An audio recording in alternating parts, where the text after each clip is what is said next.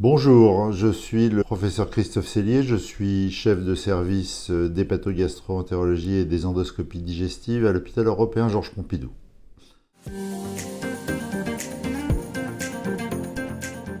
Le cancer du côlon, c'est un des cancers les plus fréquents, qui touche environ 40 000 nouvelles personnes par an et avec 17 000 morts. Ce cancer peut être dépisté et prévenu. Pour cela, il faut réaliser plusieurs actions.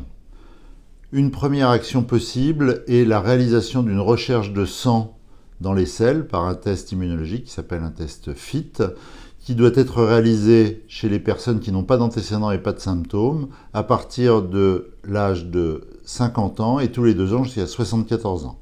Et en cas de positivité, il est prévu de réaliser une coloscopie, c'est-à-dire un examen beaucoup plus complet du côlon par une petite caméra à l'intérieur du tube digestif qui permettra de voir s'il y a une anomalie, de faire des prélèvements et d'enlever des polypes, puisque le cancer du côlon est dans la majorité des cas précédé par des petites lésions tumorales bénignes qui s'appellent des polypes.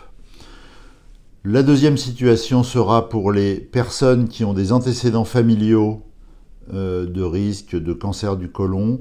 Et dans ce cas-là, on proposera d'emblée une coloscopie vers l'âge de 45-50 ans.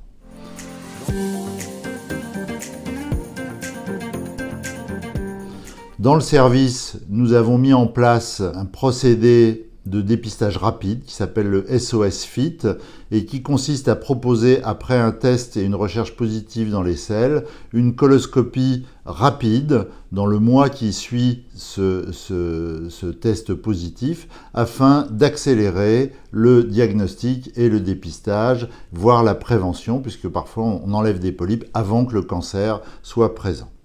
Donc ce procédé de dépistage sera activé à l'hôpital européen Georges Pompidou afin d'améliorer le dépistage du cancer du côlon qui est actuellement encore en souffrance en Île-de-France.